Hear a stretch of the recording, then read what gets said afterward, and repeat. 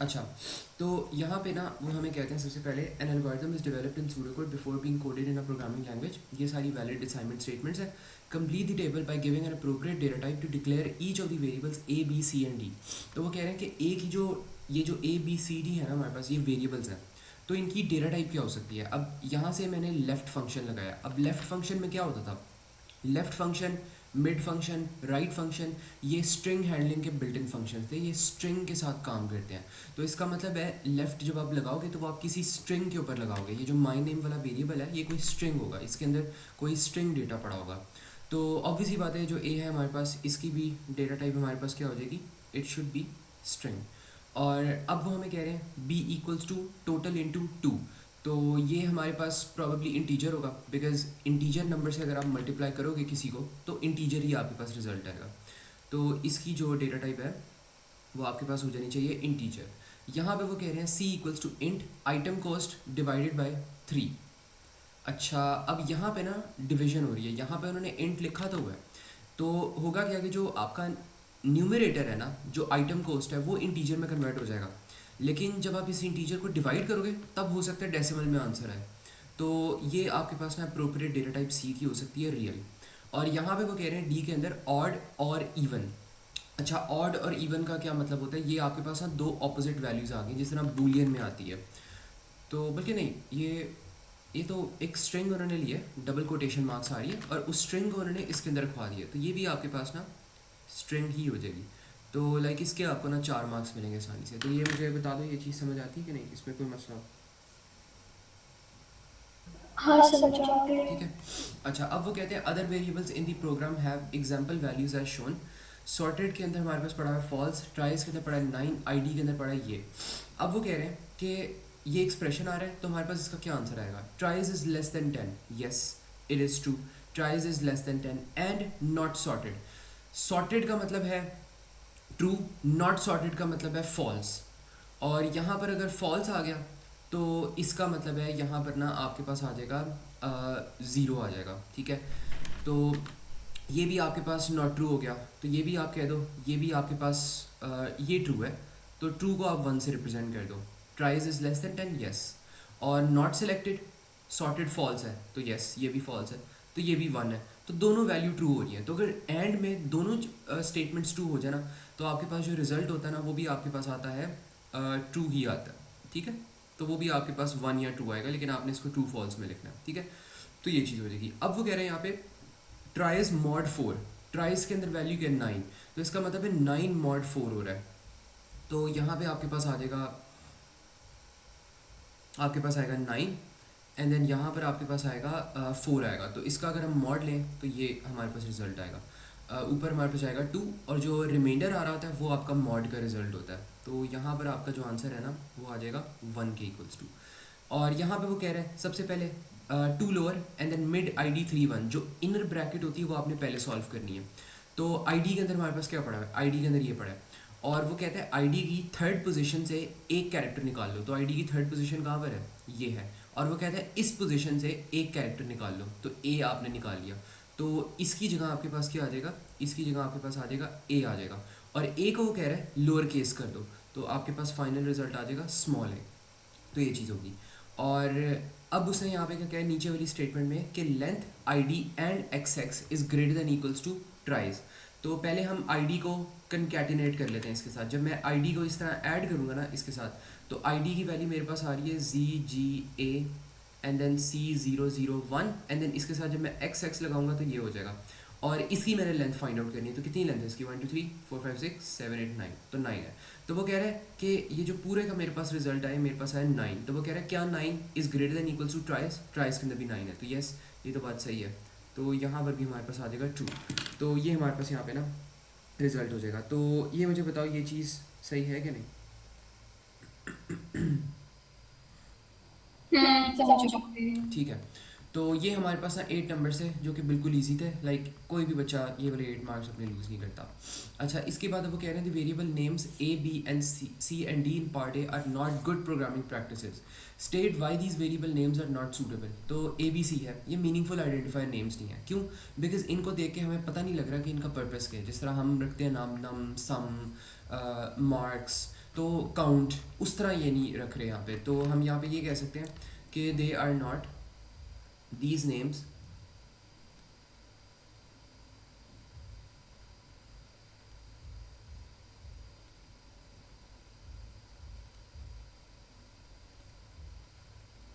Are not meaningful.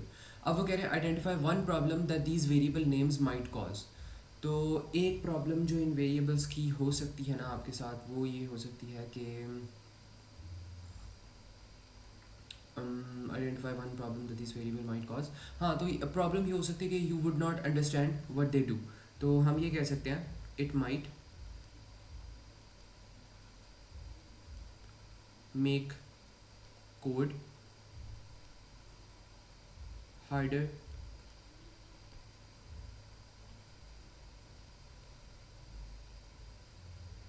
to understand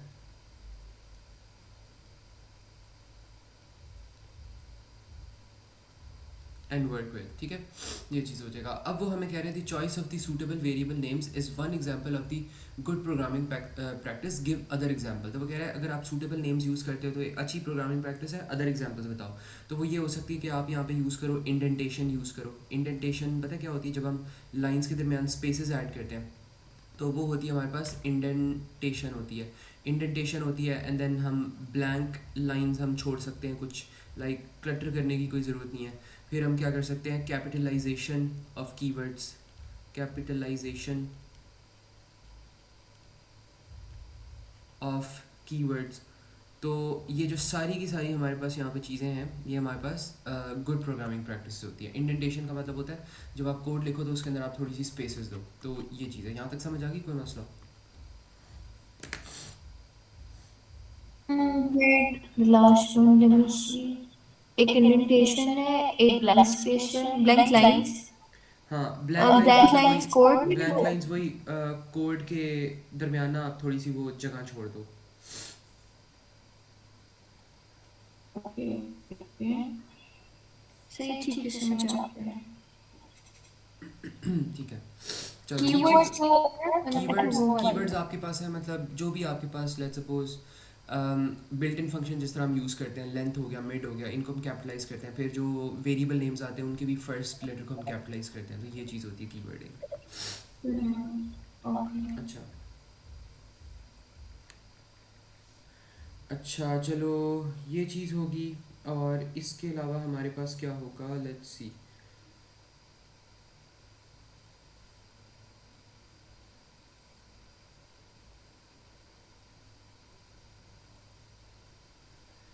अच्छा, यहाँ पे वो कह रहे हैं एन एल्गोरिदम हैज़ 3 स्टेप्स। और यहाँ पे वो कह रहे हैं it will repeatedly input a pair of the numeric values A and B, count the number of the pairs that are input until a has been greater than b 10 times, output the number of the pairs that were input। अच्छा, तो हमने क्या करना है? हमने repeatedly का मतलब है लूप लगाना है। Repeatedly input a pair of the numeric values a and b, count the number of the pairs that are input until a has been greater than b। तो मतलब हमने ना a और b को बार बार इनपुट करवाना है until हमारे पास जो a की वैल्यू है ना वो हमारे पास b से ग्रेटर हो जाए। लेट्स सपोज यहाँ पे 8 एंटर कर दें, यहाँ पे 2 एंटर कर दें। तो ये चीज़ है, मतलब ये उसने एक ही लाइन में उसने दोनों को इनपुट ले लिया, लेकिन हम इस तरह करेंगे, हम इस तरह लिखते थे इनपुट ए एंड देन फिर हम दोबारा लिखते थे इनपुट बी। तो वो सेम काम वो लोग कर रहे हैं। तो ये पूरा प्रोसेस खत्म कब होगा? जब ए की वैल्यू आप इनपुट की जो है वो बी से बड़ी ले लो। तो हो सकता है कोड एक दफ़ा चले, हो सकता है ये कोड 10 दफ़ा चले, हो सकता है चलता ही रहे पूरी ज़िंदगी। तो इट डिपेंड्स। तो इसको हमने लूप में करना है। अगर इसको हम कोडिंग में करें तो फॉर लूप तो नहीं लग सकता। तो खैर यहाँ पे देखते हैं output the number of the pairs that were generated. तो इसके लिए हमें क्या करना पड़ेगा? काउंट करना पड़ेगा। ठीक है, तो for this statement we would be using counting. तो यहाँ पर ना हम यहाँ पे काउंटिंग वगैरह यहाँ पे यूज़ करेंगे। अच्छा, अब वो यहाँ पे क्या कह रहे हैं? स्टार्ट आ रहा है हमारे पास। तो स्टार्ट के बाद जो आपके पास ये वाला बॉक्स होता है ना, रेक्टेंगुलर बॉक्स होता है, इसके अंदर हम नॉर्मली क्या करते हैं? इसके अंदर हम ना यहाँ पे इनिशियलाइजेशन वगैरह करते हैं। डिक्लेरेशन इसमें करने की कोई ज़रूरत नहीं होती। फ्लो चार्ट्स में नो डिक्लेरेशन व्हाटसोएवर, लेकिन इनिशियलाइज आपको स्टिल करना होता है। मतलब आप एज्यूम कर रहे हो कि फ्लो चार्ट के अंदर सारे वेरिएबल्स ग्लोबल हैं, तो बस उनको इनिशियलाइज करना है। तो यहाँ पे हो सकता है उन्होंने कुछ लिखा नहीं हुआ, तो मैं अपने से वेरिएबल नाम बना लेता हूँ यहाँ पे। और मैं काउंट का ना काउंट काउंट के नाम से मैं एक वेरिएबल बनाता हूँ, इसके अंदर मैं ज़ीरो रखवा देता हूँ बिकॉज इसके अंदर मैं काउंट करूँगा मेरे पास कितने पेयर्स आ रहे हैं। अब मैंने इनपुट ए भी किया और ये वाला जो मुझे लग रहा है ये जो काम हो रहा है ये सारा लूप में हो रहा है बिकॉज ये वापस मेरे पास ऊपर इनपुट पे आ रहा है, और इसी तरह ये भी जो है ये भी वापस ऊपर आ रहा है। बस मैंने डिसाइड करना है इनके अंदर लिखना क्या। अच्छा, इनपुट कर दिया मैंने ए और बी, और इसमें मैं आई थिंक लगा देता हूँ काउंट लगा दूंगा। तो मैं यहाँ पे कह सकता हूँ सेट काउंट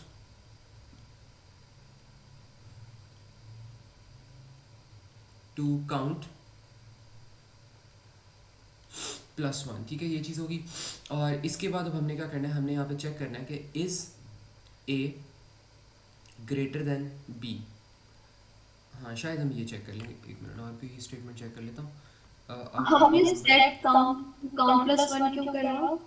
स्टेप काउंट हमने किया काउंट, ये बेसिकली इसका मतलब होता है काउंट इक्वल्स टू काउंट +1। उसने कहा था जितने भी आपके पास पेयर्स आ रहे हैं ना ए और बी के, उनको आपने गिनना है, ठीक है। जितने भी हमने पेयर्स इस तरह इंसर्ट किए उनको हमने गिनना है। तो जैसे ही आपने इंसर्ट कर लिया आप साथ साथ उसको गिन भी लो, set count equals to count +1। तो ये इसका ये मतलब होता है, ठीक है। तो ये चीज़ हमने यहाँ पे किया है, लेकिन मुझे लग रहा है स्टेटमेंट ना थोड़ी सी अलग है। वो कह रहा है count the number of the pairs that are input until A has been greater than B 10 times. अच्छा, इसका मतलब है 10 टाइम्स ग्रेटर है।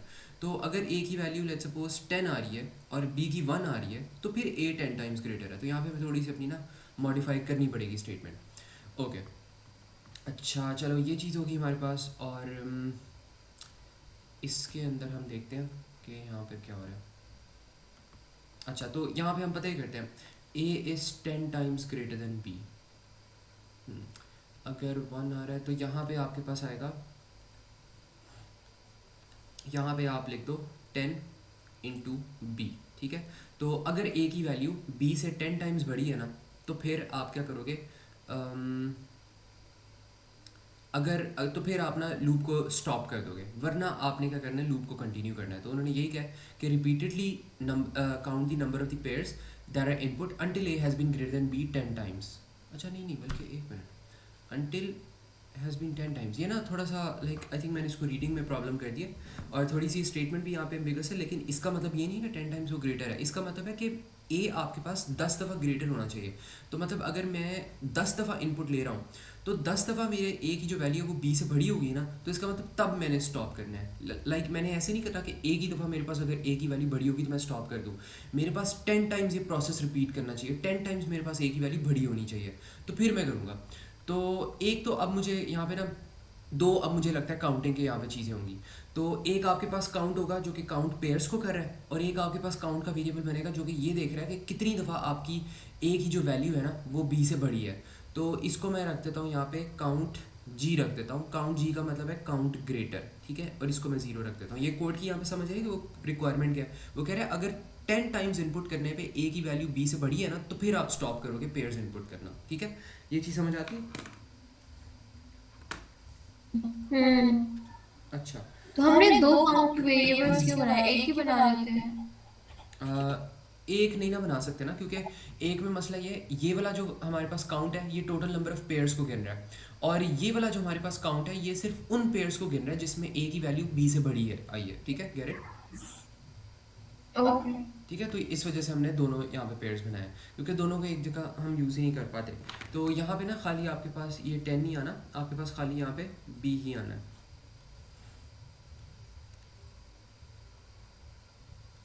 तो ये आपके पास होगा। तो is A greater than B? Yes. अगर वो ग्रेटर देन है देन आप क्या करो, आप दूसरा वाला काउंट जो है वो बढ़ा दो। तो आप यहाँ पे करो सेट काउंट जी टू काउंट जी +1, ठीक है, ये चीज़ होगी। अब आपने क्या करना है, अब आपने यहाँ पे देखना है कि इज़ काउंट जी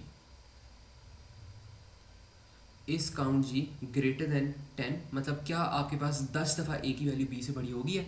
अगर यहाँ पर येस आएगा तो आप स्टॉप कर दो, वरना अगर नो आ रहा है तो आप वापस यहाँ पे जाओ और इनपुट करने लग जाओ। और अगर येस आता है तो हमने क्या करना है, output the number of the pairs that were input. तो ये हमारे पास कहाँ पे हमने रखवाया था इसका काउंट हमने रखवाया था सिंपल वाले काउंट के अंदर।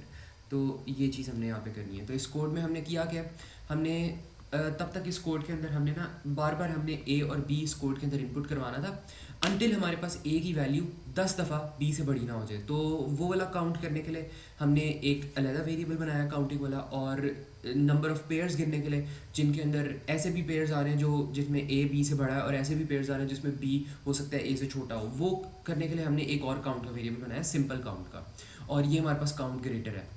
तो हमने क्या किया, हमने इनपुट किया और जैसे ही हमने इनपुट कर दिया एक पेयर, हमने उसको पेयर वाले काउंट के अंदर गिन लिया। फिर हमने चेक किया अगर ए बड़ा आ रहा है बी से, तो फिर आप इस वाले दूसरे वाले काउंट वाले को हटा दो, काउंट ग्रेटर की वैल्यू को बढ़ा दो, और अगर काउंट ग्रेटर की वैल्यू 10 से बढ़ गई है देन आपने इस कोड को एंड कर देना है और जितने भी पेयर्स अभी तक आए हैं उनको आउटपुट कर देना है। वरना आपने क्या करना है, आपने यहाँ पे रेपिटेशन करना है, और अगर ए आपका बी से बड़ा नहीं है तब भी आपने रिपीट करना है। ठीक है, तो दिस इज़ व्हाट्स हैपनिंग। तो इसको देख लो और मुझे बताओ ये चीज़ समझ आती कि नहीं।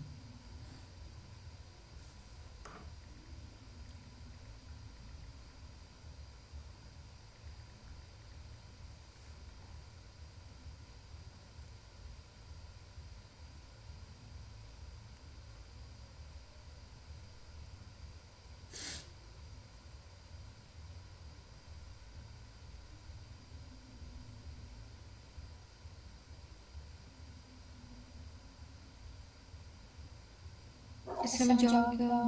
ठीक है। अच्छा, अगर नो आ रहा है तो हमें फिर से ऊपर जाके इनपुट करना है। क्या हुआ? अगर फर्स्ट नो आ रहा है, लाइक जो फर्स्ट वाला नो है, तो हमें नो फिर कहाँ से पर आ ऊपर रहा है? जाके वो अच्छा, रिपीट होगा। हाँ अगर नो आ रहा है तो आप ऊपर जाके रिपीट कर दो, बिकॉज येस में येस का मतलब है कि ए वाली जो वैल्यू वो बी से बड़ी है, तो येस में आपने काउंट ग्रेटर वाले को बढ़ाना होगा, वरना अगर नहीं बढ़ाना तो आप बस सिंपली यहाँ पर आ जाओ। तो ये वाली चीज़ बस करके रहे, काउंट ग्रेटर को बढ़ाता है और चेक करता है is it time to stop और नॉट। तो वो फिर अगर नहीं होता टाइम स्टॉप करने का तो वापस यहाँ पर आता है। अगर बी हमारे पास बड़ा है नहीं तो ऑब्वियसली बात है लूप तो जब तक चलता रहेगा, उसको स्टॉप करने की भी कोई ज़रूरत नहीं है। ठीक है, ओके, समझ आ गया। ठीक है, ये चीज़ होगी। अब वो यहाँ पे कहते हैं step 1 of the algorithm is change a variable this sequence is use to enter a sequence of the 10 pairs of numeric values using a single input statement. Following the input of this sequence, the revised algorithm will extract the pairs of the numbers. Describe the variable this sequence and how the numbers are extracted. तो यहाँ पे वो कह रहे हैं step 1 of the algorithm is change, एक variable है this sequence के नाम से which is use to enter a sequence of 10 pairs of numeric values using a single input statement है। ये क्या बात है, a variable this sequence is used to enter a sequence of 10 pairs of numeric values using a single input statement। तो following the input of the this sequence the revised algorithm will extract। अच्छा, describe the variable this sequence and how the numbers are extracted। अब ऐसा code हमने किया हुआ है। अब अगर आप थोड़ा सा याद करो, हमने कल की क्लास में भी हमने ऐसा कोड किया था जिसमें एक आपके पास हमने लाइन देखी थी, राइट, और उस लाइन के अंदर हम क्या कर रहे थे, उस लाइन के अंदर हमने वैल्यूज़ रखवाई हुई थी। लेट्स सपोज 100 10 आ रहा था हमारे पास, 2 आ रहा था, 5 आ रहा था, 7 आ रहा था एंड देन 8 आ रहा था। तो इसमें से आप कॉमा की बेसिस में आप उसको एक्सट्रैक्ट कर लेती थी। तो यहाँ पर उसका पता है क्या मतलब है, यहाँ पर वो कह रहा है कि एक वेरिएबल है दिस सीक्वेंस और इसके अंदर ना हमारे पास सारे के सारे 10 जो पेयर्स आ रहे हैं वो स्टोर हो रहे हैं। तो यहाँ पे मुझे लगता है पता है कैसे स्टोर होगा, वो कुछ ऐसे करके स्टोर होगा। पहले आपके पास आएगा 2 10 एंड देन आपके पास आएगा 10 11 एंड देन आपके पास आएगा 12 13 and then so on and so on so on. ठीक है, तो इस तरह करके आपके पास डेटा स्टोर होगा। तो प्रॉबेबली इस लिहाज से ना आप फिर, क्योंकि यही मुझे तरीका नज़र आता है कि आप इस एक ही इनपुट में आप सारे के सारे 10 पेयर्स आप कैसे इनपुट करवा सकते हो, बिकॉज मुझे लगता है इसके अंदर आपको ना सारे के सारे 10 पेयर्स इस तरह लाइन में करने होंगे। तो अब वो कह रहे हैं इनको एक्सट्रैक्ट किस तरह करना है, तो क्या आप इसको डिस्क्राइब कर सकते हो कैसे एक्सट्रैक्ट करना है। आप इसको कह सकती हो कि हम क्या करेंगे, हम इसके ऊपर स्ट्रिंग हैंडलिंग लगाएंगे, हम मिड का फंक्शन लगाएंगे और हम मिड का फंक्शन निकाल के एक एक जो हमारे पास कैरेक्टर है या एक एक जो हमारे पास क्या कहते हैं वर्ड है उसको हम एक्सट्रैक्ट करेंगे। और आप कह सकती हो कि यहाँ पे every word is for example separated by a comma. So the first two numbers that we extract belong in one pair and the next 2 numbers belong in the second pair and the next 3 numbers belong in another pair। इसका मतलब है कि ये वाला जो आपके पास number let's suppose आ रहे हैं, ये 2 नंबर्स जो आ रहे हैं ये फर्स्ट पेयर में होंगे, ये वाले होंगे सेकंड पेयर में होंगे और ये वाले होंगे आपके पास थर्ड पेयर में होंगे।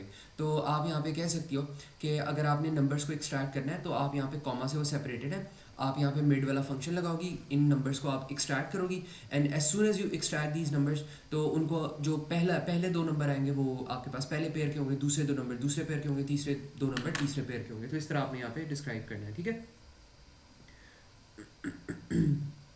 ओके, बट यहाँ पे पेयर्स बने हुए हैं, नंबर्स नहीं है। यहाँ पे क्या लाइक बने हैं? नहीं, नहीं तो ये नंबर्स ही है ना, ये जो दो नंबर्स आ रहे हैं पेयर बन जाएगा, फिर ये दूसरे दो नंबर्स आ रहे हैं ये भी पेयर, फिर ये वाले दो नंबर्स आ रहे हैं ये भी पेयर, मतलब 2 10 पहला पेयर, 10 11 दूसरा पेयर, 12 13 अलग पेयर, एंड देन इसी तरह 10 का सीक्वेंस कंटिन्यू होगा। अभी यहाँ पे खाली 3 का सीक्वेंस है। और कोई ओके, समझ आई भी है कि नहीं? बहुत कम। देखो इसमें वेट, इस एक हाँ, क्या नहीं समझ आया इसमें?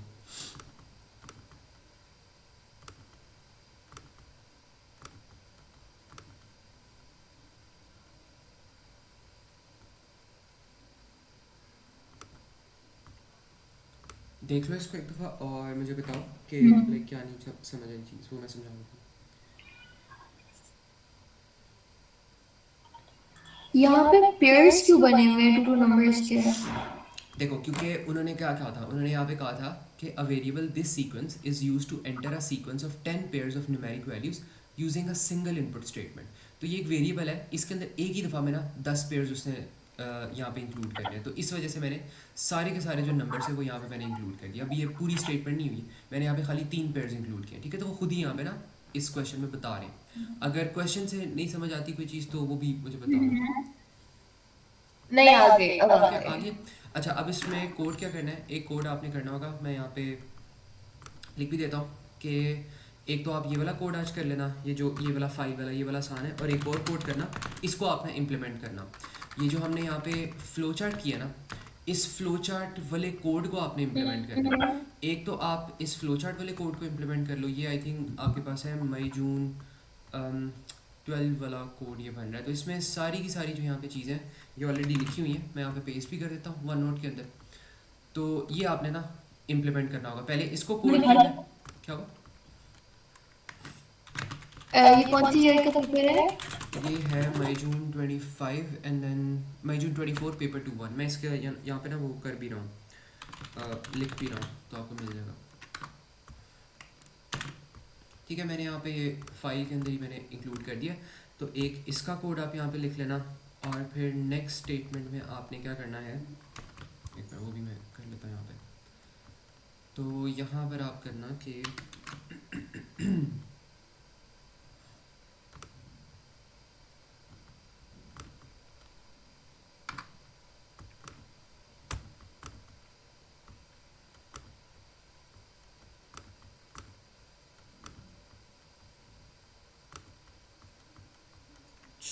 implement the modified code using this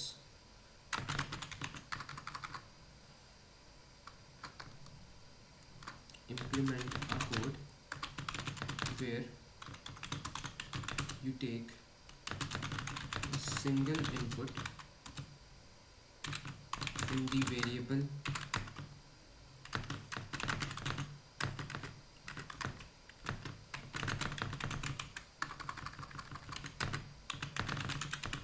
this sequence and then extract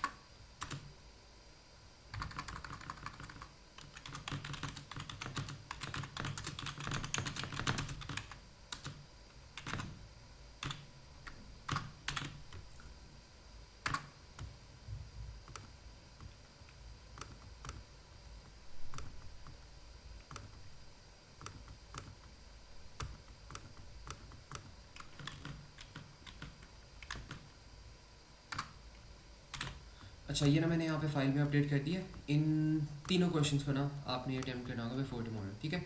अच्छा अब वो यहाँ पे कह रहे हैं describe the variable this sequence and how the numbers are extracted. तो मैं यहाँ पे ये कह सकता हूँ कि the input is all the 10 numbers, all the 10 pairs are input inside this variable, and each number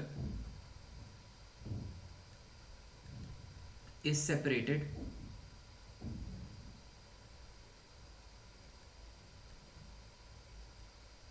by a comma, ठीक है? और इसके अंदर हमारे पास क्या होता है यहाँ पे अम,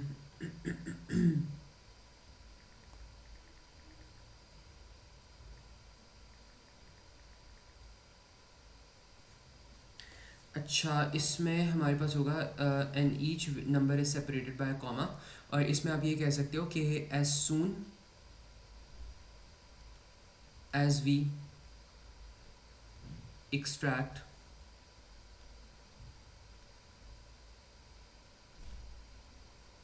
टू नंबर्स, तो that makes up a pair,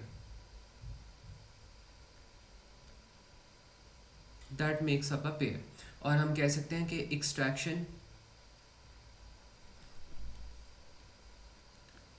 is done using mid,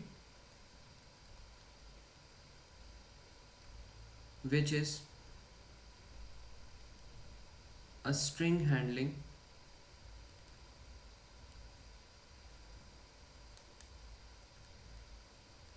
built-in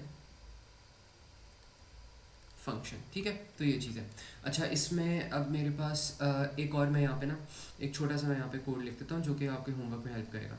यहाँ पे अगर आपके पास आ रहा है, आपने करना है काउंट के आपके पास कितने, यहाँ पे काउंट दी नंबर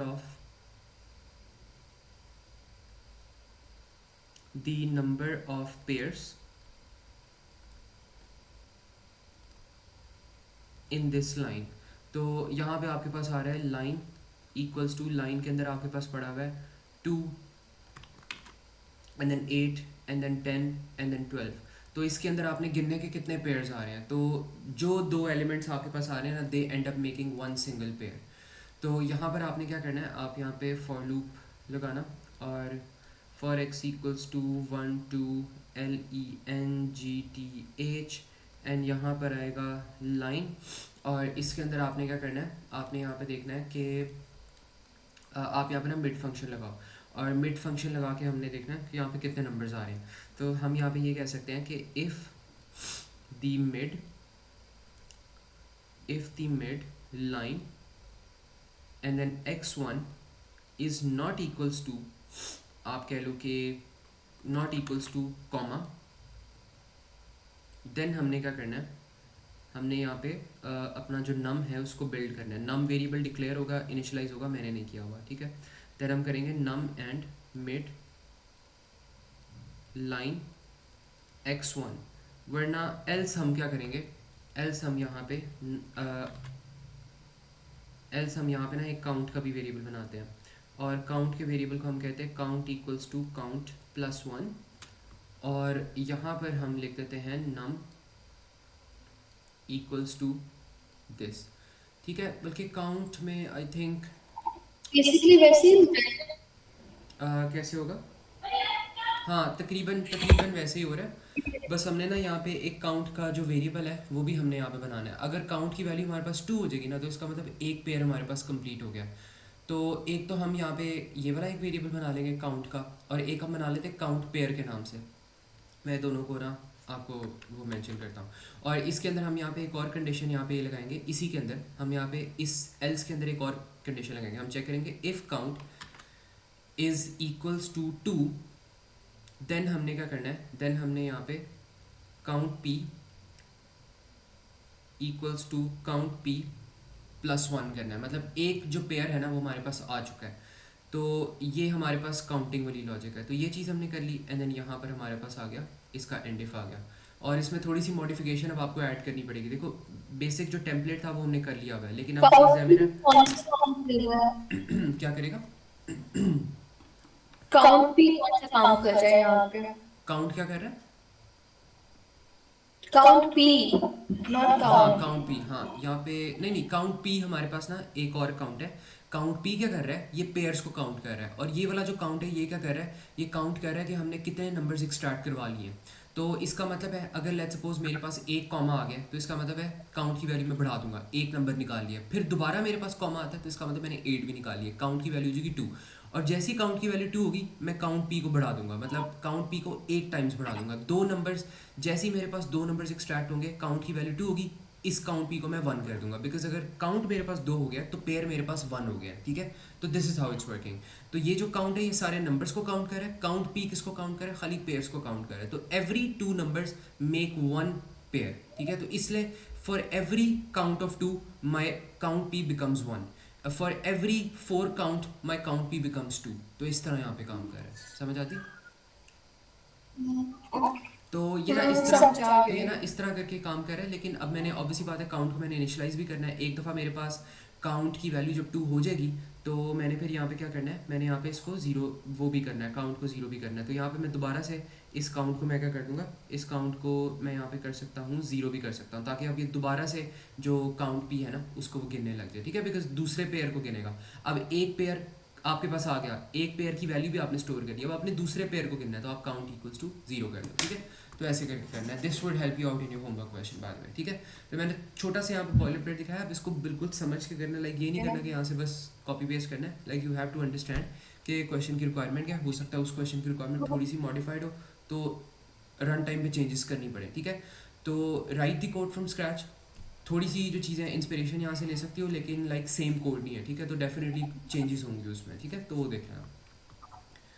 अच्छा, ओके। ये चीज़ होगी हमारे पास। इसके बाद हमारे पास ये वाला कोड आता है, यहाँ पे वो कहते हैं the diagram shows an abstract data type ADT representation of link list after data items have been added.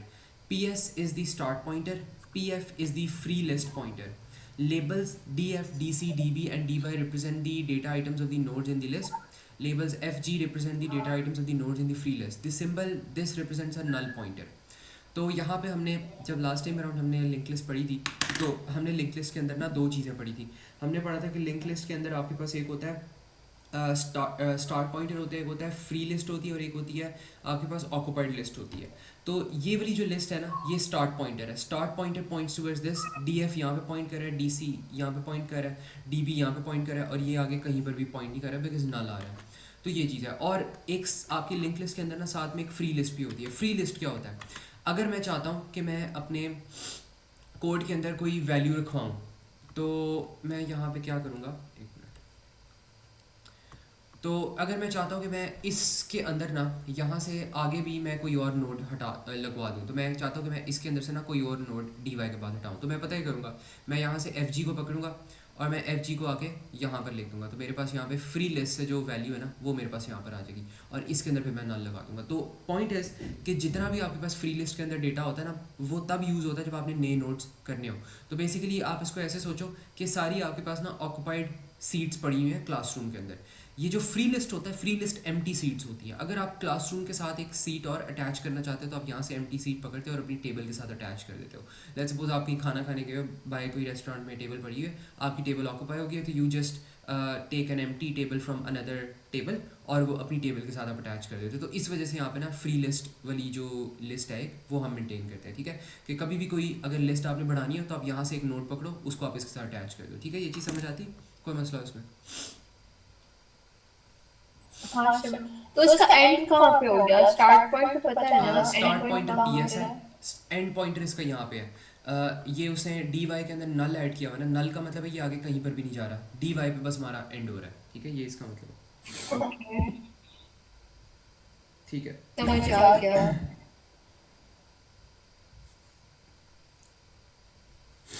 अच्छा चलो, ये चीज़ होगी हमारे पास। इसके अलावा हमारे पास क्या होता है यहाँ पे,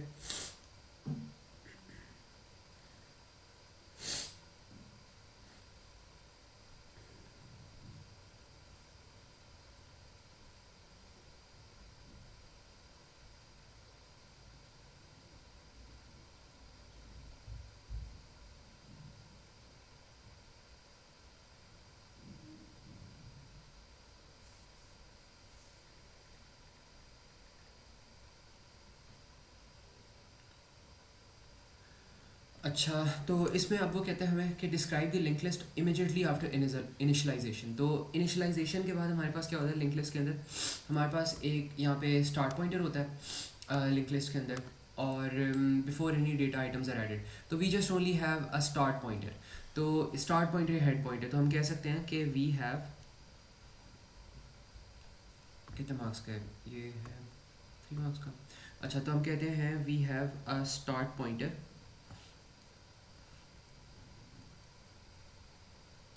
we have a start pointer and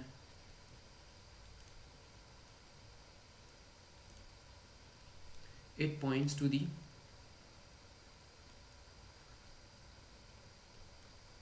start of our list, ठीक है, ये चीज़ होती है। और इसके बाद हम कह सकते हैं कि the value in the start pointer, हमें बेसिकली इसमें क्या करना है?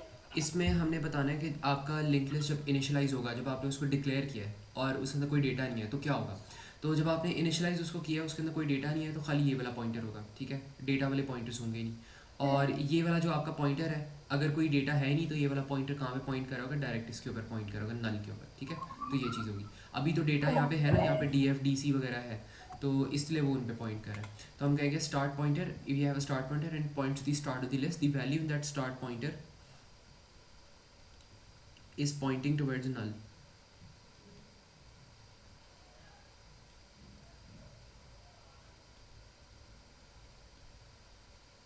is pointing towards null। और हम कह सकते हैं कि हमारी जो फ्री लिस्ट है, फ्री लिस्ट इज़, आप कह लो कि फ्री लिस्ट इज़ फुल, ठीक है। फ्री लिस्ट इज़ फुल मतलब सारा का सारा डेटा फ्री लिस्ट में पड़ा हुआ है, बिकॉज अभी आपने कोई डेटा रखवाया नहीं, तो every data is in free list, ठीक है। तो ये हो जाएगा। इसके बाद वो कहते हैं कि a program will be written to include a link list to store alphanumeric user IDs. The design uses two variables and two 1D arrays to implement the linked list. Each array element contains data of a single data type and not a record. The statements below describe the design, complete the statement. तो यहाँ पे क्या है, एक हमारे पास programme है जो कि आपने राइट करना है, to include a link list to store the alphanumeric user IDs। अच्छा, तो अब वो कह रहा है design uses two variables and two 1D arrays, ठीक है, कर सकते हो। यहाँ पे 1D एरेज की ज़रूरत हमें पता है कि बड़ी, वो कह रहे हैं लिंक लिस्ट अगर आपने इंप्लीमेंट करना है तो आप दो वेरिएबल्स यूज़ करते हो और ये यूज़ करते हो। तो इसका मकसद ये है कि आपका जो 1D एरे है, एक आपका होगा यहाँ पे नोड लिस्ट होगी आपके पास जो ऑक्यूपाइड लिस्ट होती है, और एक आपकी 1D एरे रिप्रेजेंट कर रहा होगा फ्री लिस्ट को, जिस तरह हमने ऊपर देखा है। और ये जो दो वेरिएबल्स हैं इसमें से एक जो वेरिएबल, क्या हुआ, note list node list basically कौन सी होता होती है है? वो वाली लिस्ट होता है जिसके अंदर आपका डेटा पड़ा होता है। जो पहली वाली लिस्ट हमने देखी ना, इसके अंदर डेटा है, ये वाली फ्री लिस्ट थी, ये वाली नोड लिस्ट है, ठीक है। तो ये ओके। चीज़ है। तो ये दोनों हम इससे रिप्रेजेंट कर रहे हैं, और दो वेरिएबल्स होंगे, एक वेरिएबल आपका डेटा को चेक टेक कर रहा है और एक वेरिएबल आपके पॉइंटर को रिप्रेजेंट कर रहा है। बिकॉज हमने यहाँ पे नोड में देखा है जो आपका नोड होता है वो कुछ इस तरह का होता है, एक के अंदर आपका डेटा पड़ा होता है और यहाँ पे आपका पॉइंटर पड़ा होता है, तो दो वेरिएबल्स की ज़रूरत होती है, ठीक है। तो ये चीज़ है। अब वो कह रहे थे two variables will be of the type dash. अच्छा, दो वेरिएबल जो हैं ये इसके अंदर इंटीजर आएगा, इसके अंदर हमने रखना क्या, यहाँ पे हमने अल्फ़ा न्यूमेरिक आईडीज़ करनी है। तो उसने ना दोनों वेरिएबल्स की टाइप एक रखी है, तो आई थिंक फिर अल्फ़ा न्यूमेरिक ही कर लो, बिकॉज अल्फ़ा के अंदर आईडी भी आ जाएगी, मतलब अल्फ़ा फॉर आईडी और न्यूमेरिक फॉर पॉइंटर्स। तो यहाँ पे आप कह सकते हो अल्फ़ा न्यूमेरिक अगर आ रहा है तो आप यहाँ पे कह दो स्ट्रिंग, टाइप स्ट्रिंग हो जाएगी, ठीक है। अब वो कह रहा है the two variables will be used as dash to the array. इसमें तो है, इसमें क्या है, स्ट्रिंग क्यों रखा? उसमें स्ट्रिंग, इंटीजर भी तो है। हाँ, तो जो आपका इंटीजर होता है उसको आप स्ट्रिंग रखवा सकते हो। आपका ये जो है ये आपका ये स्ट्रिंग बन सकता है वन, लेकिन आपका जो वन, आपका जो लेट्स सपोज ये है ना, ये जो इंटीजर है, इंटीजर आपके स्ट्रिंग्स बन सकते हैं, लेकिन जो आपका कैरेक्टर है वो आपका कभी भी इंटीजर नहीं बन सकता, ठीक है। तो ये चीज़ होती है यहाँ पे। तो इसको आप अगर कोटेशन में लिखोगे नंबर्स को, तो वो स्ट्रिंग बन जाएगा, ठीक है। तो ये चीज़ है, समझ ओके। आती है। तो इस वजह से ना हमने यहाँ पे ये चीज़ कर दी। बाकी इसमें हमने क्या करना है, the two variables will be used as input to the arrays ही होगा, लेकिन मुझे ना यहाँ पे इसकी मार्किंग स्कीम स्पेसिफिक वर्ड ज़रा चेक करने, तो उसमें क्या लिखा हुआ फिर मैं बताता हूँ। Let me just confirm.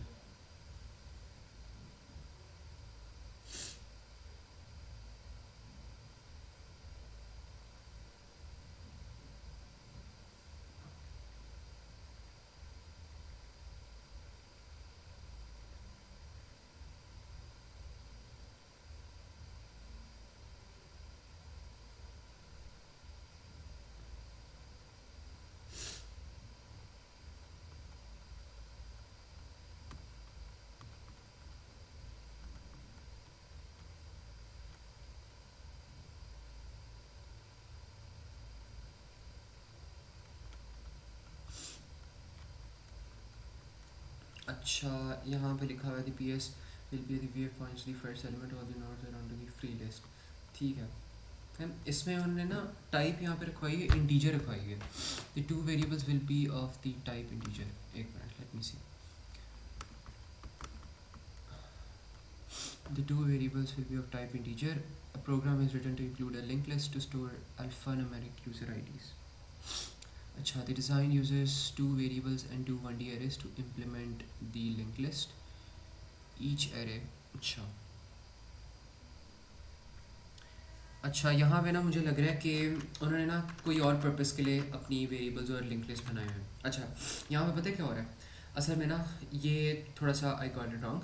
यहाँ पे जो 1D एरेज हमारे पास आ रहे हैं ना, ये फ्री लिस्ट और नोड लिस्ट को नहीं पॉइंट कर रहे। ये उन्होंने असल में पॉइंट करवाए हैं, जो हमारा एक 1D एरे आ रहा है वो पॉइंट कर रहा है डेटा को, ठीक है, और जो दूसरा 1D एरे आ रहा है वो पॉइंट कर रहा है पॉइंटर्स को। तो ये चीज़ हमारे पास हो रही है। अब ये जो दो वेरिएबल्स हैं ना हमारे पास, ये हमारे पास इंडेक्स है, पॉइंटर इंडेक्स है। तो इसका मैं नाम रख देता हूँ पॉइंटर आई, और इसका मैं नाम रख देता हूँ डेटा आई। तो जो दोनों आपके पास वेरिएबल्स हैं ना, ये स्ट्रिंग होंगे। क्यों? बिकॉज ये इंडेक्स है, एरे के इंडेक्स हैं। जो आपका, एक मिनट, ये इंटीजर होगा। जो आपके एरेज है ना, एक आपका डेटा एरे है इस तरह करके, और एक आपका यहाँ पे पॉइंटर एरे है, और इनके अंदर इनके इंडेक्सेस जाएंगे। मतलब यहाँ पे जाएगा डेटा इंडेक्स, एंड यहाँ पे जाएगा डेटा इंडेक्स डी आई, और यहाँ पे जाएगा पॉइंटर इंडेक्स पी आई। तो ये चीज़ हो रही है। और जो इंडेक्स होते हैं हमारे पास वो हमेशा इंटीजर होते हैं, तो इस वजह से हमने इनको इंटीजर कहा। अब वो कह रहे हैं two variables will be used as to dash. Link list में डेटा इंटीजर और पॉइंटर इंटीजर कहाँ पे था? लिंक लिस्ट के अंदर डेटा और पॉइंटर्स, देखो आपके पास अब जब नोड बनता है ना एक, तो उसके अंदर एक पोर्शन में आप डेटा रखवाते हो, एक पोर्शन के अंदर आप पॉइंटर रखवाते हो। और लिंक लिस्ट को आप 1D एरे से इम्प्लीमेंट कर सकते हो। होता क्या कि अगर आप 2 1D एरेज ले लो, तो एक एरे के अंदर आप पॉइंटर रखवा दो, एक एरे के अंदर आप डेटा रखवा दो। तो और दो वेरिएबल्स रख लो, एक डेटा इंडेक्स के लिए और एक पॉइंटर इंडेक्स के लिए। तो इस तरह आप ना इम्प्लीमेंट कर सकते हो यहाँ पे। ये इनपुट कैसे हुआ जब डेटा जो होता है वो तो स्ट्रिंग होता है? डेटा जो होता है, नहीं, डेटा हमारे पास स्ट्रिंग होता है। ये जो हमारे पास डेटा की एरे है ये स्ट्रिंग होगी, पॉइंटर्स की एरे इंटीजर होगी। लेकिन इनके अंदर जो इंडेक्स आएगा वो हमारे पास इंटीजर होगा। ये जो हमारे पास दो वेरिएबल्स आ रहे हैं ना, ये इनके इंडेक्स को रिप्रेजेंट कर रहे हैं। जिस तरह आपके पास फॉर लूप में एक्स होता है, एक्स भी क्या है, एक्स एक आपके पास वेरिएबल होता है, और एक्स की वैल्यू हमेशा 1 2 3 4 होती है। हमेशा हमने देखा 1 2 3 4 होती है, क्योंकि वो एरे के अंदर एज इंडेक्स जा रहा है। तो इनकी भी जो इंडेक्स की वैल्यूज़ हैं, ये दोनों वेरिएबल इंडेक्स हैं, डेटा इंडेक्स, पॉइंटर इंडेक्स। तो वो दोनों आपके पास इंटीजर टाइप की होंगी, ठीक है। Okay.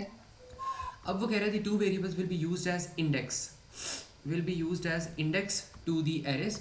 The value stored in the two variables will indicate, ये प्रॉब्ली आपके पास इंडिकेट करेंगी कि हमारे पास कौन सा नोड यहाँ पे चल रहा है। तो नोड को हमने बताना होगा। यहाँ पर भी उन्होंने बताया कि the value stored in the two variables will indicate the first element in each list. यहाँ फर्स्ट एलिमेंट कह दो, या आप कह दो will indicate the elements in each list, will indicate the elements in each list. और इसको first कह दो तो यहाँ पे रॉन्ग नहीं होगा। फर्स्ट का मतलब है क्योंकि इनके अंदर जो भी पहली वैल्यू होगी वो फर्स्ट एलिमेंट को रिप्रेजेंट करेगा। जिस तरह एक्स के अंदर फॉर लूप के अंदर पहले 1 जाता है तो वो पहला डेटा होता है, तो इसी तरह इनके अंदर भी 1 1 या 0 0 होगा जो कि पहले एलिमेंट को रिप्रेजेंट कर रहा होगा। तो ये चीज़ होगी हमारे पास। एंड देन इसके बाद वो कह रहे थे first 1D array will be of type. First 1D array आपके पास हो जाएगा, एक तो आपने डेटा के नाम से बनाना है, एक तो आपने डेटा वाला एरे, एक पॉइंटर वाला एरे। तो डेटा वाला एरे आपके पास होगा स्ट्रिंग, एंड पॉइंटर वाला एरे इंटीजर हो सकता है। तो यहाँ पर आप कह दो the first 1D array will be of type string और will be use to store data या आईडीज, ये कह लो। एंड देन सेकंड आपके पास जो एरे आ रहा है, it will be of type integer and it will be use to store pointers. तो पॉइंटर स्टोर करने के लिए होगा।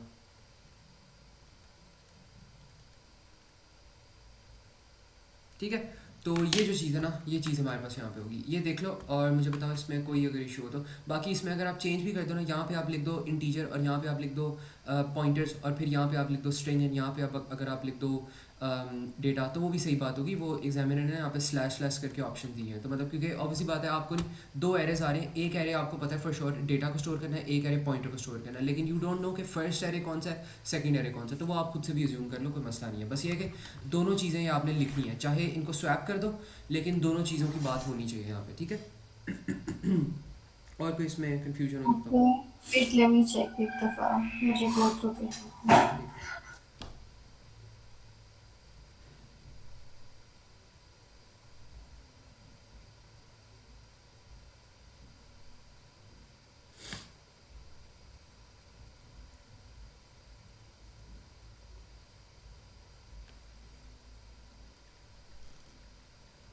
अच्छा, तो first 1D array will be use में आपने स्टोर आईडी लिखा है या 1D लिखा है? Store ID. ओके, ठीक है, समझ आ गया। ठीक है, तो ये चीज़ होगी हमारे पास। अच्छा, इसके बाद अब ये कोड आता है, यहाँ पर वो क्या कहते हैं, a global 1D array data contains 100 elements of type integer. A function check will total the element values in the odd index locations, total the element values in the even index locations. Return one of the three strings, odd, even, or same, to indicate which total is greater or whether the totals are the same. तो यहाँ पे इस question को check करो, समझो, और मुझे बस थॉट प्रोसेस जो है इसमें बता दो, मुझे बता दो कितने वेरिएबल्स हमें चाहिए होंगे यहाँ पे। अच्छा, वेट।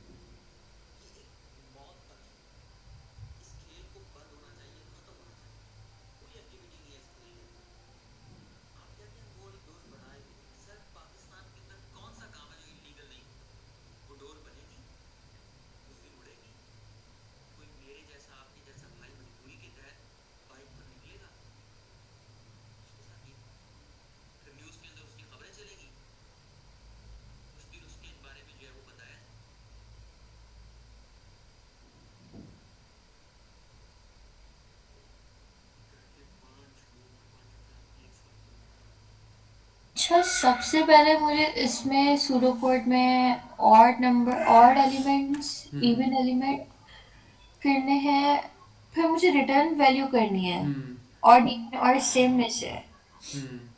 मतलब जिसका अगर ऑड नंबर्स की वैल्यू, अगर ऑड नंबर्स का जो सम है वो ग्रेटर है तो ऑड रिटर्न करना है, वरना इवन अगर दोनों की सम की वैल्यू सेम है तो आपने सेम रिटर्न करना है। ओ, ओके। तो यहाँ पे मैं कौन सा लूप लगाऊंगी? For loop. क्योंकि 100 एलिमेंट्स है उनका तो पता है हम्म, और फिर इफ देन एल्स लगेगा। हमें। If there if odd value is hmm greater than लेकिन इवन। लेकिन स्टोर कैसे करेंगे हम इवन और ऑड, इसको ट्राई करना पड़ेगा। कोई किस में करना है? क्योंकि क्या हुआ, स्टोर हमने करना है, सम सम हमने इनका निकालना है ना, कि जितने हमारे हम्म, पास इवन इंडेक्स लोकेशंस पे जितने जितने भी नंबर्स का सम आ रहा है वो हमने उसका सम निकालना है, एंड देन जो भी हमारे पास ऑड इंडेक्स लोकेशंस पे आ रहा है उसका भी हमने सम निकालना है। ऑड इंडेक्स लोकेशन पे जो सम आ रहा है वो निकालना है, इवन इंडेक्स लोकेशन पे जो सम आ रहा है वो निकालना है। तो दो ओके, काम हमने करने हैं। पर सेव कैसे होगा? सेव कैसे होगा? दो वेरिएबल्स हम्म, हमें बनाने पड़ेंगे। एक हम यहाँ पे बना सकते हैं, वेरिएबल का नाम हो जाएगा सम ओ। एक हमारे पास वेरिएबल का नाम होगा यहाँ पे सम ई होगा। और हाउ डू वी इंश्योर कि जिस इंडेक्स पे हम खड़े हुए हैं वो हमारा ऑड और इंडेक्स लोकेशन ही है, कैसे हम इंश्योर कर सकते हैं? हमने आई थिंक एक कोड पढ़ा था जिसके अंदर कि इफ़ अगर हमारे पास आता है, लेट्स सपोज या हम उसके बगैर भी हम चेक कर सकते हैं, एक मिनट। अगर हम कहते हैं कि इफ़ एक्स मॉड टू, अगर हमने ना एक कोड हमने पढ़ा था कि इफ़, अगर तो मेरे पास एक्स मॉड टू जो है इसका रिटर्न ज़ीरो आता है, तो दिस मीन्स कि ये मेरे पास इवन नंबर है। तो ये चीज़ हम कर सकते हैं। अगर मेरे पास एक्स मॉड टू का रिटर्न वन आता है, तो इसका मतलब है ये मेरे पास आएगा ऑड आएगा। तो लेट्स सपोज मेरे पास यहाँ पे है टू मॉड टू आ रहा है, तो ये मेरे पास हो जाएगा टू एंड देन टू। तो यहाँ पे मेरे पास आएगा ज़ीरो एंड देन ऊपर आएगा वन। तो यहाँ पे मेरे पास रिटर्न आ रहा है ज़ीरो, तो इसका मतलब टू मेरे पास क्या था, ये जो टू मेरे पास आ रहा है दिस इज़ इवन। अगर मैं यहाँ पे लिखता हूँ वन मॉड टू लिखता हूँ, तो अब मेरे पास क्या होगा, तो अब मेरे पास यहाँ पे होने वाला है कि यहाँ पे मेरे पास आएगा वन, यहाँ पे मेरे पास आएगा टू।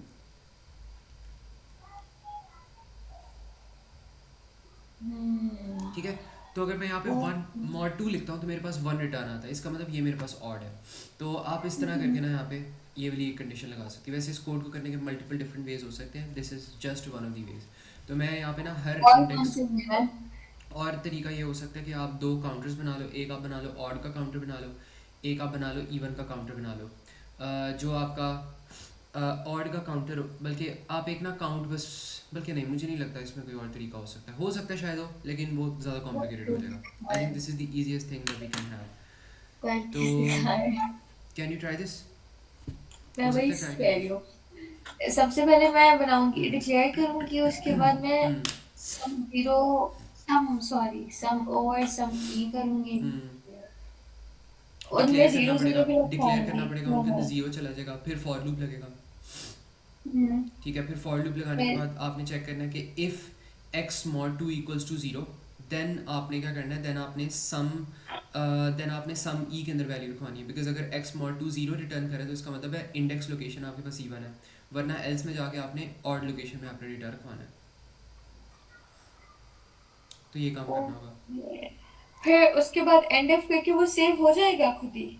हाँ, सेव हो जाएगा। आपने सम की स्टेटमेंट क्या होती है, लेकिन सम की स्टेटमेंट अब इंश्योर करनी है कि वो सही लगे। Sum equal to sum plus num जो हम ये करते तो हैं। बस ऑड इवन का बता रहा है, अगर सेम होगा तो मैं कैसे करूंगी? सेम होगा तो जब लूप आपका ख़त्म हो जाएगा, तब जब लूप जब एंड होगा तब दोनों की सम की वैल्यू कैलकुलेट हो चुकी होगी, राइट। हम्म। तो जब दोनों की सम की वैल्यू कैलकुलेट हो चुकी है, आप दोबारा से इफ कंडीशन से चेक कर लेना। आप चेक करना, if sum O is greater than sum E then return odd, else if sum E is greater than sum O then return even, else return same. Okay, ठीक है। Wait let me try. और इसमें आपने क्या करना है, आपने यहाँ पे सम की जो वैल्यू होती है वो नॉर्मली होती है sum equal to sum plus num, लेकिन इस केस में आप प्लस नम नहीं करोगी, आपने एरे में से डेटा निकालना है। तो जो भी आप प्लस करोगी वो आपने एरे में से निकालना है, तो उसका बस ध्यान रखना। एरे का नाम डेटा है यहाँ पे, ठीक है। तो इसको ट्राई करो ओके, और मुझे ज़रा भेजो, मैं फिर देखता हूँ।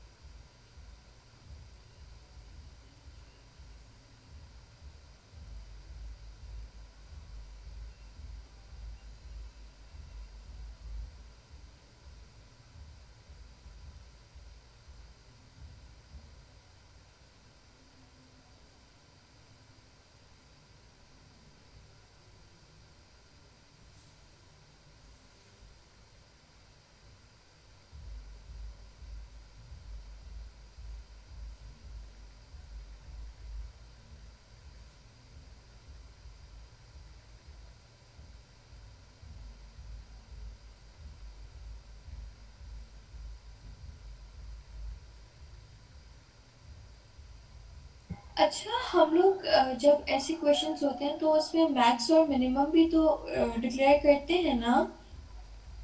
तो क्या मुझे वो भी करना होगा? हेलो। अच्छा, इसमें नहीं, मैक्सिमम मिनिमम तो हमने कैलकुलेट ही नहीं करना इसमें, तो उसकी तो कोई ज़रूरत नहीं है। Oh no. ओके। तो बस नॉर्मली नंबर होगा ना? नंबर और count. Oh I mean sum, sorry. क्या करना होगा? एक नंबर होगा नम, हम्म। और काउंट ओ और काउंट ई। काउंट काउंट क्यों होगा? ओ आई मीन सॉरी, सम। सम होगा, और दो सम होंगे आपके पास, एक होगा सम फॉर इवन, एक होगा सम फॉर ऑड। और इसके अलावा क्या बताया था, नम किस लिए होगा? नम क्योंकि यहाँ पे नंबर्स दिए हुए हैं ना। हाँ, लेकिन नंबर्स हैं कहाँ पे, वो तो डेटा में है, और तो नम की तो ज़रूरत ही नहीं है, तो आपने डेटा से डायरेक्ट निकालना है, तो there is no need for num. और डेटा आपका वैसे भी ग्लोबल है, ठीक है, तो आपने डेटा वाले एरे को यूज़ करना है जिसका नाम डेटा है, ठीक है। ये वाला है ना, a global 1D array data contains 100 तो मुझे elements. 1 to 10, I mean 1 to 100 लिखने की जरूरत नहीं है वन डी अरे में। आ, नहीं, आपने इनपुट करवाना ही नहीं कुछ, बिकॉज ऑलरेडी ये 1D एरे के अंदर डेटा पड़ा हुआ है, इसका मतलब है ग्लोबल। ग्लोबल का मतलब है it is already declared and it already has data, ठीक है। Okay okay okay okay okay.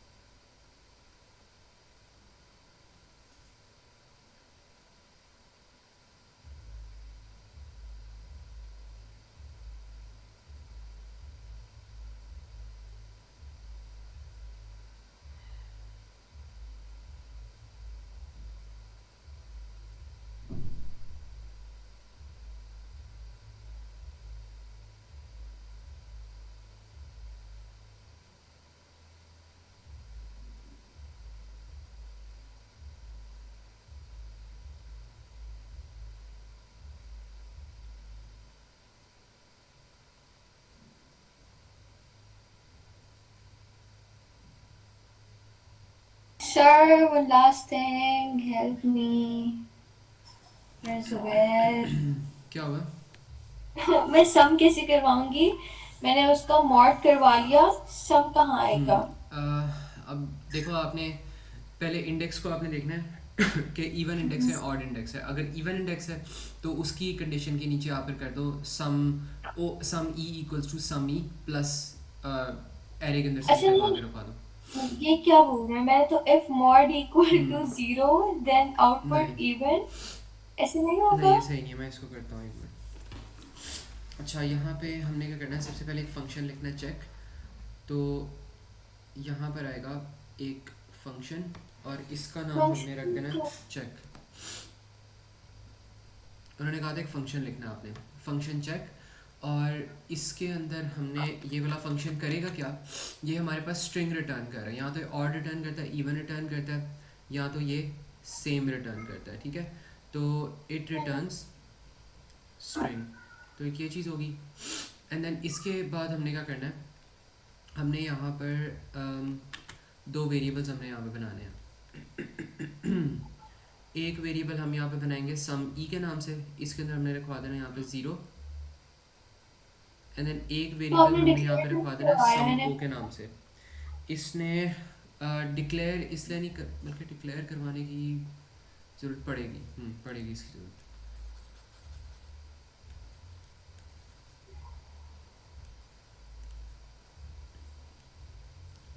यहाँ पर ना हम कहते हैं डिक्लेयर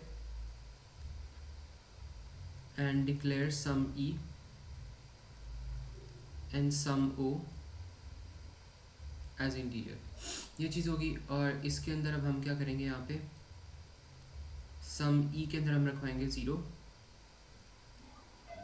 एंड देन सम ओ के अंदर हम रखवाएंगे यहाँ पे 0 रखवा देंगे। ठीक है, ये चीज़ होगी। और इसके बाद हमने क्या करना है, हमने यहाँ पर लिखना है for x equals to 1 to, हमने यहाँ पर लिखना है लेंथ। लेंथ क्यों? हमें 100 तक बताया है ना? हाँ 100 तक बताया, ठीक है ठीक है।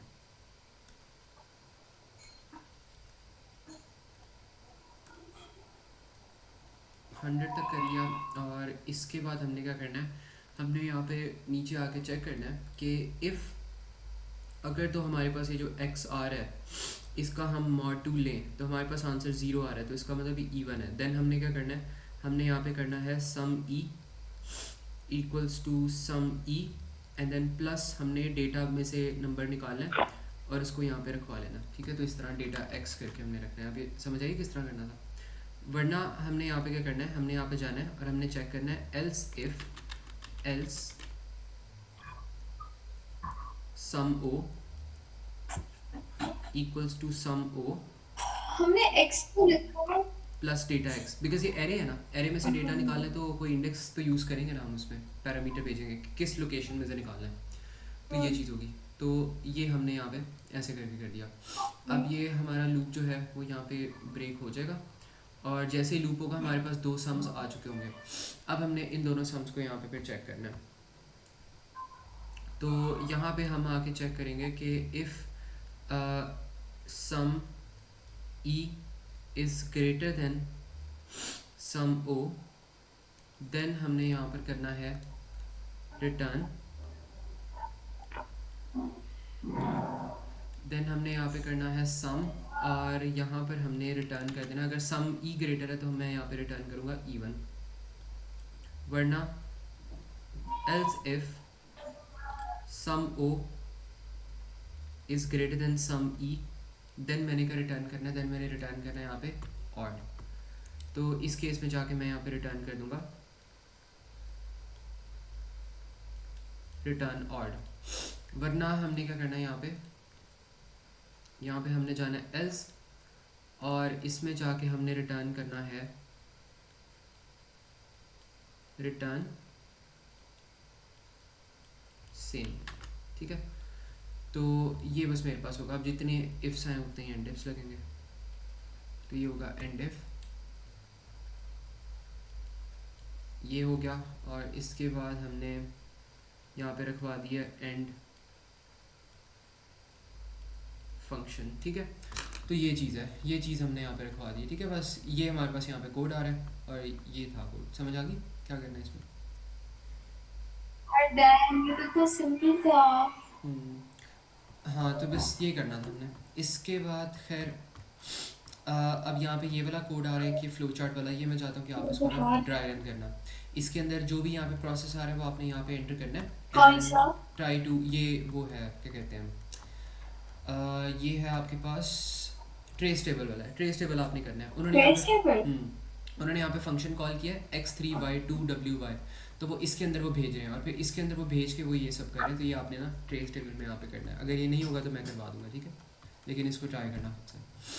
ओ। अच्छा अब एक और हमारे पास यहाँ पे कोड आता है, इसको एक दफ़ा आप पढ़ लो, देख लो इस कोड को कि यहाँ पे रिक्वायरमेंट क्या हो रही है। और अच्छा एक मिनट, बल्कि ना मैं ऐसा करता हूँ, आपको एक दफ़ा लिंक भी भेजता हूँ इसको, मैं इसका लिंक भेजता हूँ आपको इस कोड को। ये मेरे ख्याल में क्वेश्चन नंबर 6 है, इसको ज़रा पढ़ो समझ लो, और कोई भी अगर इसके अंदर इशू आता है ना तो मुझसे भी पूछ लो। ओके।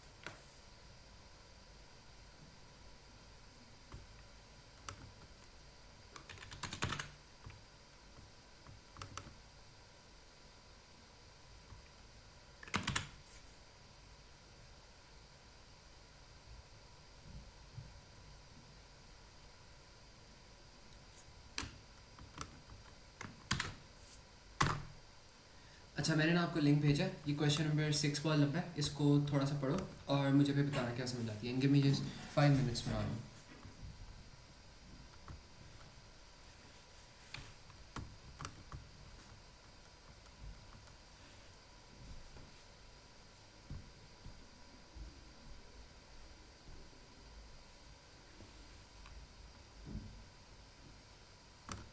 ये आया नहीं आपको लिंक?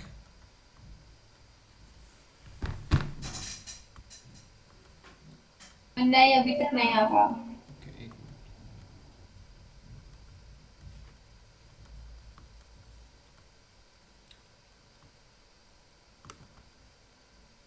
चलो ऐसा करो, इसको ना अभी यहीं पर इतना पढ़ लो बस, ठीक है, इतना इस कोड को पढ़ लो, बाकी मैं समझाता हूँ। Okay.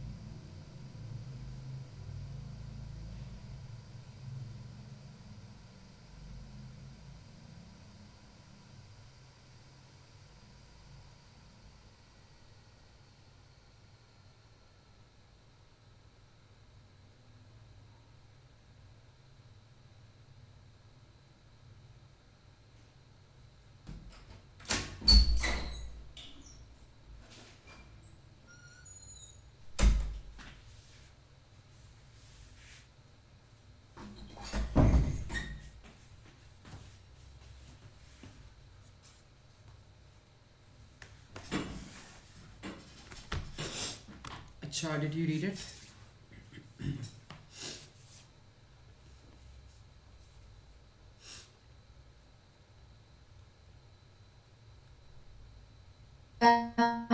Just give me a minute.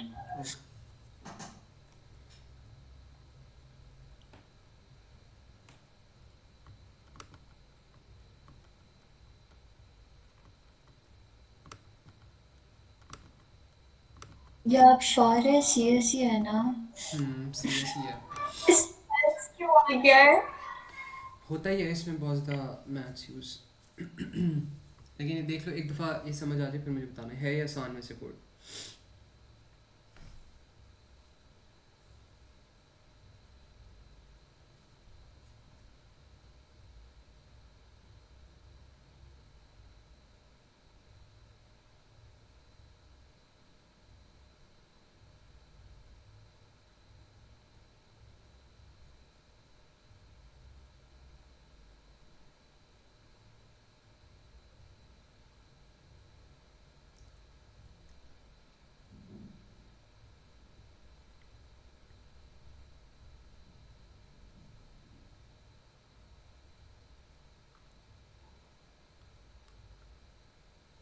या आ गया ठीक है। समझ।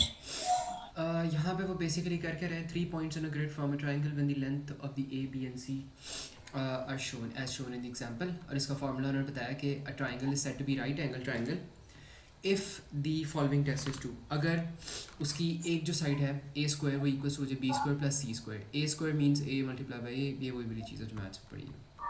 तो अब वो यहाँ पे कहते हैं कि the end points of the P1 and the P2 have the coordinates 3 2 and 6 6। The B square is given by this formula. ठीक है, तो ये चीज़ होगी। अब वो यहाँ पे कहते हैं the a function is right angle triangle. ये आर ए का मतलब है, मुझे लगता है उसने रखा हुआ है is right angle. Is right angle will take 3 sets of integers as parameters representing the coordinates of the 3 end points that form a triangle. Returns to if the end points form right angle triangle, otherwise return to. In pseudocode, the operator this represents an exponent which is the number of times the value is multiplied by itself. ये मतलब raised to the power का sign है. For example, the expression value square may be written in pseudocode as this.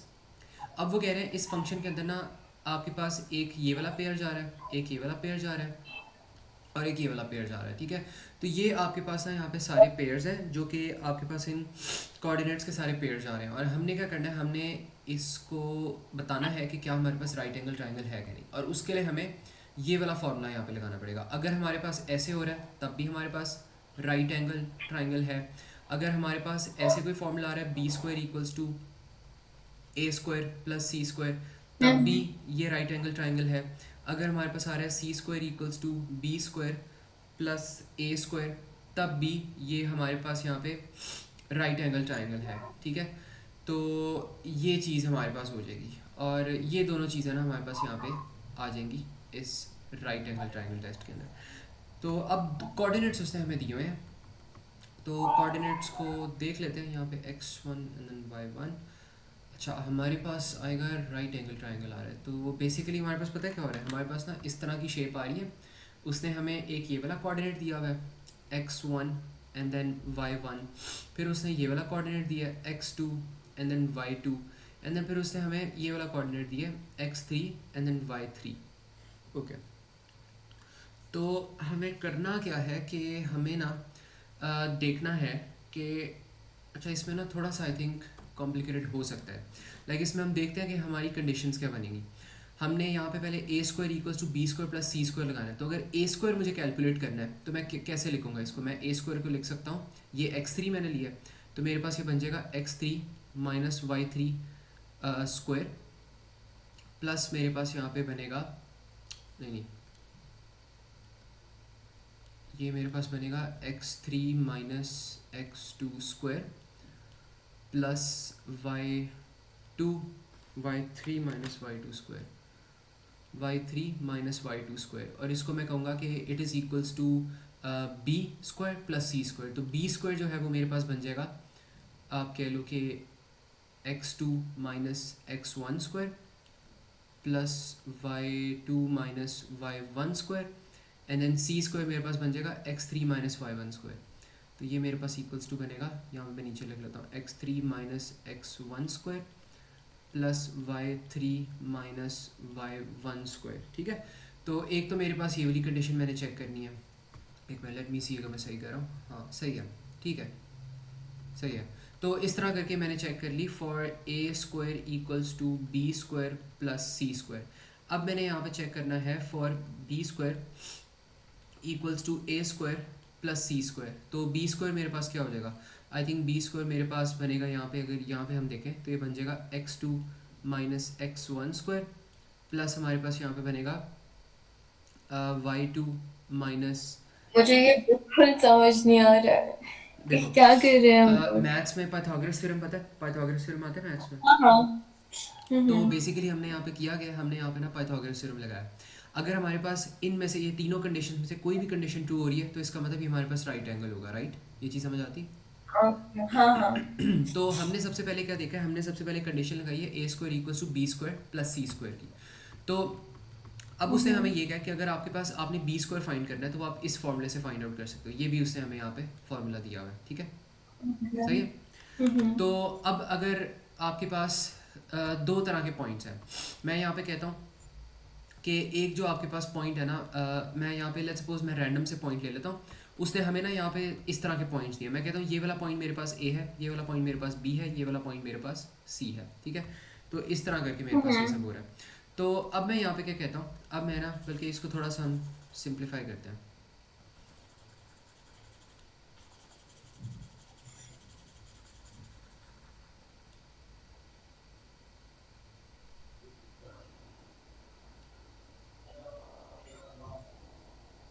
ये क्या हो रहा है?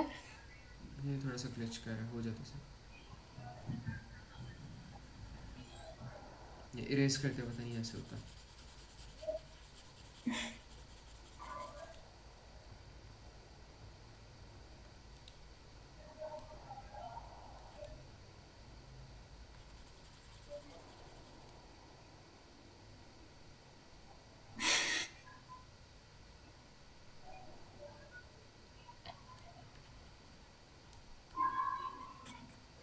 अच्छा, अब इसमें ना मैंने लेट्स सपोज मैंने कर लिया कि ये वाला पॉइंट मेरे पास x2 y2 है, ये वाला पॉइंट x3 y3, ये वाला पॉइंट x1 y1 है, ठीक है, यहाँ तक समझ आ गई, ये मैंने एज्यूम किया। तो इसमें अगर मैं देखूँ ओके। तो मेरे पास जो ए स्क्वायर है, ए स्क्वायर मेरे पास क्या बन जाएगा, ए स्क्वायर में x2 y2 आ रहा है और x3 y3 आ रहा है। तो अगर मैं कहूँ कि मेरा जो ए स्क्वायर होगा वो इक्वल्स टू होगा x3 minus x2 square plus y3 minus y2 square के, तो क्या बात सही होगी, मैं कह सकता हूँ ऐसे। ठीक है, और इसी तरह मैं कह सकता हूँ मेरे पास जो सही बी होगी। स्क्वायर है वो फिर बन जाएगा मेरे पास x2 minus x1 square and then plus मेरे पास ये बन जाएगा y2 माइनस y1 स्क्वायर। क्या मैं ऐसे कह सकता हूँ, बिकॉज ये वाले दो पॉइंट्स आ रहे हैं उसमें, ठीक है। तो ये चीज़ हो जाएगी। इसके बाद मैंने क्या कहना है, मैं सी स्क्वायर के लिए मैं कह सकता हूँ कि मेरे पास ये हो जाएगा x3 minus x1 minus x1 square and then plus करके मेरे पास हो जाएगा y3 माइनस y1 स्क्वायर। तो क्या मैं ऐसे कह सकता हूँ, ठीक है। अब मैंने क्या करना है, अब मैंने यहाँ पे दो कंडीशन लगानी है। यहाँ पहली कंडीशन मैंने यहाँ पे चेक करना है कि if A square equals to B square plus C square, एक ये वाली कंडीशन चेक करूँगा। फिर मैं चेक करूँगा else if b square equals to A square plus C square and then तीसरी वाली मैं कंडीशन यहाँ पे चेक करूँगा कि if c square equals to A square plus b square. तो अगर इनमें से कोई भी मेरे पास कंडीशन ट्रू हो रही है तो मैं रिटर्न ट्रू कर दूंगा, ठीक है। ये चीज़ समझ आती है, कोई इसमें मसला हो तो बताओ। नहीं है।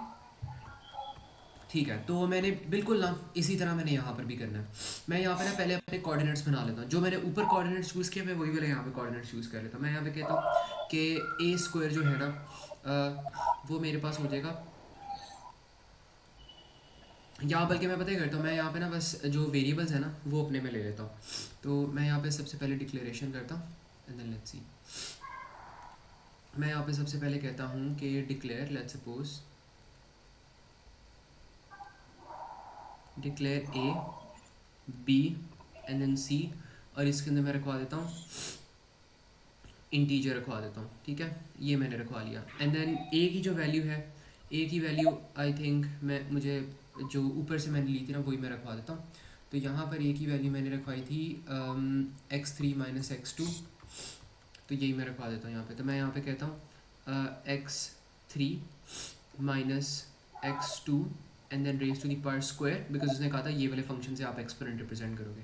एंड देन यहाँ पे हो जाएगा plus y3 minus y2 and then square. तो मैंने ये रखवा दिया। अब इसके अंदर a2 नहीं आ रहा, लेकिन वो कोई मसला नहीं है, हमें पता है इसका मतलब a2 ही है, ठीक है, a स्क्वायर है, हमने इसके अंदर कंटेंट तो वही रखवाया, तो ये भी a स्क्वायर हो जाएगा।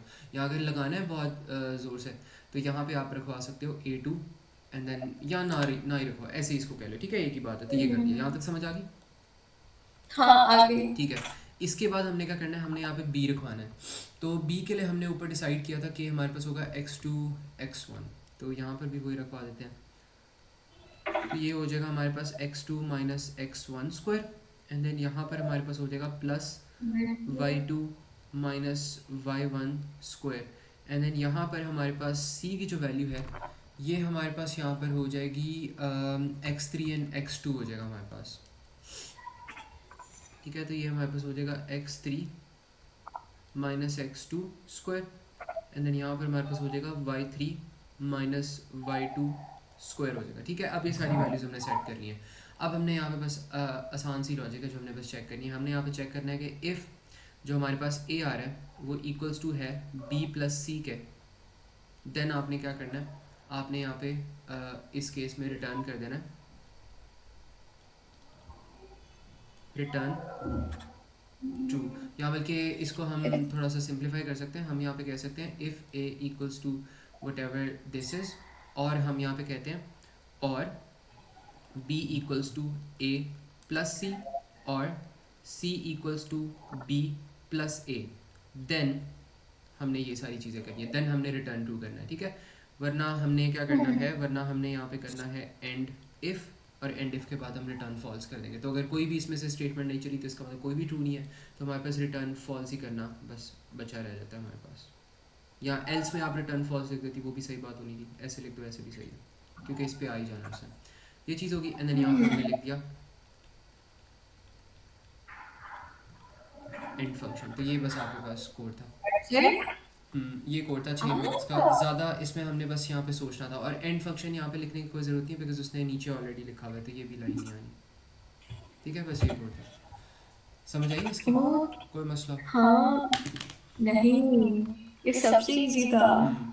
ठीक है, ये चीज़ होगी। बस इसमें उन्होंने कंटेंट जो था ना वो ज़्यादा था, उन्होंने मैथ्स थोड़ी समझाई थी ताकि जिन बच्चों को मैथ्स नहीं आती वो समझ लें। अच्छा, इसके बाद वो कह रहे हैं a test the test use to check if a triangle is right angle can be written in two ways, a square equals to B square plus C square और a equals to under root b square plus c square. The symbol under root represents the square root operation. For example, under root 81 equals to 9. A new function sqrt is ये written. कौन सा function है जिसमें under root है?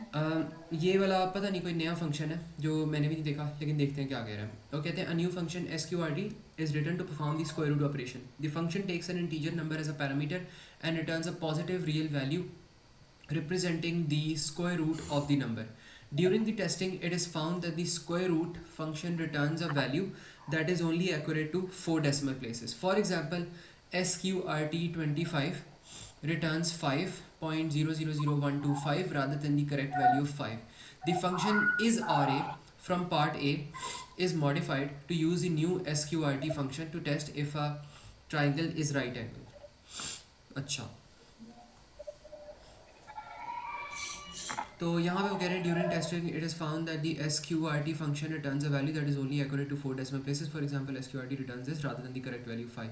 The function is r from part is modified to use a new sqrt function to test if the triangle is a right angle. Describe a problem that might occur when using the modified isra function and suggest a solution that will still allow the sqrt function to be used. अच्छा, तो यहाँ पे मसला ये हो सकता है कि अच्छा, तो क्या sqrt ना हमारे पास 4 डेसिमल पे रिटर्न करता है rather than the correct value 5। Okay,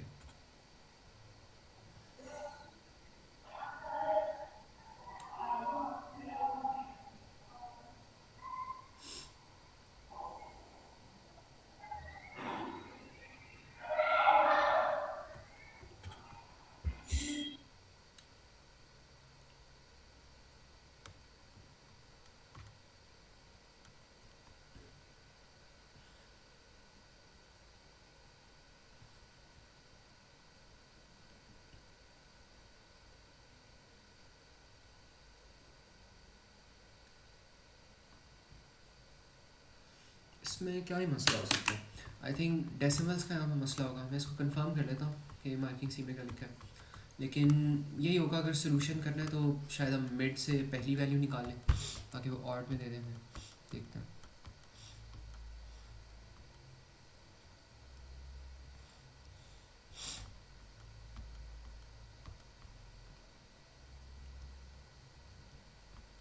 हाँ, वो यही कह रहा है कि जो फंक्शन है ना वो इनकरेक्ट वैल्यू रिटर्न करेगा, और तो क्योंकि हो नहीं सकता। ओके, तो यही है। यहाँ पे प्रॉब्लम हमारे पास क्या आएगी, जिस तरह से बताया बहुत ज़्यादा डेसिमल प्लेसेस आ रहे हैं, तो हम कह सकते हैं function returns an incorrect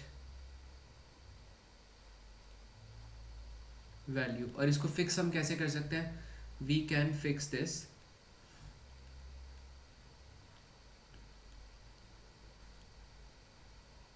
bye rounding of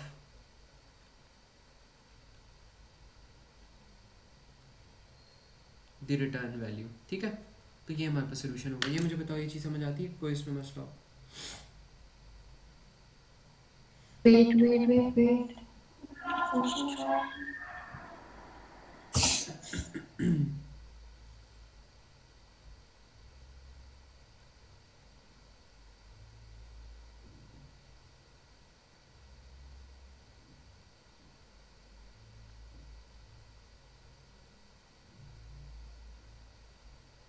वो इनकरेक्ट वैल्यू कैसे रिटर्न कर रहा है? क्योंकि वो राउंड ऑफ हाँ। वैल्यू करके दे रहा है ना। वो 5 तक राउंड ऑफ कर रहा है, तो वो अगर 25 का स्क्वायर रूट ले रहा है तो 5.00125 रिटर्न करे इंस्टेड ऑफ 5। ठीक है, तो ये मसला है। ठीक है, तो ये बस आपके पास यहाँ पे कोड था। बाकी अब यहाँ पे खैर एब्स्ट्रैक्शन का एक सवाल आ रहा है, ये आसान है। हमने हमने ये वाली चीज़ की है, स्ट्रक्चर चार्ट्स वाले क्वेश्चंस नहीं किए? अच्छा, इसकी मैं ना फिर ऐसा करूँगा, ये वाला आप एज अ होमवर्क इसको कर लेना, स्ट्रक्चर चार्ट वाले क्वेश्चन को। मैं इसका आपको लिंक भेज दूँगा एक वीडियो का। ठीक है, बहुत अच्छी वीडियो है, उसमें 20 मिनट्स का चैप्टर है, तो वो आराम से ना समझ आ जाएगा आपको। ठीक है, तो वो एक इसकी वीडियो देखना। फिर भी अगर कोई मसला आता है ना तो मुझसे पूछ लेना, मैं दोबारा समझा दूँगा। ठीक है, बाकी आपका नेक्स्ट काम ये होगा कि जितना भी पेपर ये रह गया ना उसको आपने अटैम्प्ट करना है। और ये वाला जो फाइल हैंडलिंग वाला क्वेश्चन है इसको अटैम्प्ट करने की कोशिश करना। इनकरेक्ट अटैम्प्ट ही होगी लेकिन कोशिश ज़रूर करनी है, बिकॉज अगर even if you try solving it like incorrectly, फिर भी आपका ना फ़ायदा बहुत ज़्यादा होगा। ठीक है, तो ये आराम से आप सॉल्व कर सकती हो।